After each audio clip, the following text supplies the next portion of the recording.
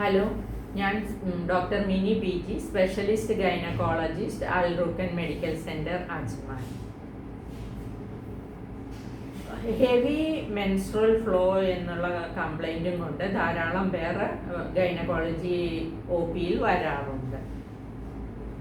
ഈ സാധാരണ രീതിയിൽ ഒരു 35 ml വരെ ബ്ലഡ് ലാസ് ആണ് ഒരു മെൻസ്ട്രൽ സൈക്കിൾ ഉണ്ടാകുന്നത്. ഇതിലും കൂടുതൽ ഉണ്ടാവുക, കട്ടകട്ടയായിട്ട് മെൻസ്ട്രൽ ബ്ലഡ് പോവുക, എപ്പോഴും പാഡ് മാറ്റേണ്ട അവസ്ഥ വരിക, പീരിയഡിന് ശേഷം വളരെ ടയർഡ്നെസ്, ക്ഷീണവും തലകറക്കവും ഒക്കെ അനുഭവപ്പെടുകയാണെങ്കിൽ മെൻസ്ട്രൽ ലോസ് ഹെവി ആണെന്നുള്ളത് മനസ്സിലാക്കാം. പിന്നെ ചില സന്ദർഭങ്ങളിൽ നമ്മുടെ ഹീമോഗ്ലോബിൻ ചെക്ക് ചെയ്യുമ്പോൾ അത് വളരെ കുറഞ്ഞു കാണുകയാണെങ്കിൽ ഹെവി പീരിയഡ് ഉള്ളത് കൊണ്ട്, കൂടുതൽ മെൻസ്ട്രൽ ലോസ്, ബ്ലഡ് ലോസ് ഉള്ളത് കൊണ്ടാണ് അതെന്ന് മനസ്സിലാക്കാവുന്നതാണ്. അപ്പോൾ അങ്ങനെ ഉണ്ടെങ്കിൽ അതിനൊക്കെയുള്ള കാരണങ്ങൾ എന്താണെന്ന് അന്വേഷിക്കുകയും ഇത് ട്രീറ്റ് ചെയ്യുകയും വേണ്ടത് ആവശ്യമാണ്.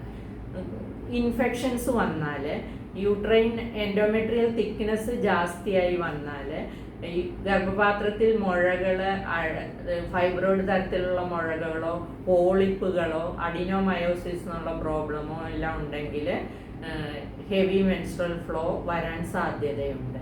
അതേപോലെ ഓവേറിയൻ സിസ്റ്റ്, ഹോർമോണൽ പ്രോബ്ലങ്ങൾ, ഹൈപ്പോതൈറോയിഡിസം, ഹൈപ്പർ തൈറോയിഡിസം, പ്രൊലാക്റ്റിൻ ഹോർമോണിലുള്ള പ്രശ്നങ്ങൾ എല്ലാം കാരണം ഹെവി മെൻസ്ട്രൽ ഫ്ലോ ഉണ്ടാകാവുന്നതാണ്.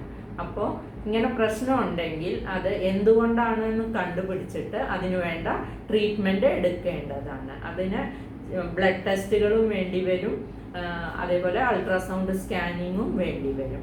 ഹീമോഗ്ലോബിൻ കുറവുണ്ടെങ്കിൽ അത് രക്തം കൂടാനുള്ള ഗുളികകൾ കഴിച്ചിട്ടോ, അല്ലെങ്കിൽ തീരെ രക്തക്കുറവാണെങ്കിൽ ചിലപ്പോൾ ഇഞ്ചക്ഷൻസോ, അയൺ ഇഞ്ചക്ഷനോ, അല്ലെങ്കിൽ രക്തം കയറ്റേണ്ടി വരുന്ന അവസ്ഥ വരെയും ചിലപ്പോൾ ഉണ്ടാകാറുണ്ട്.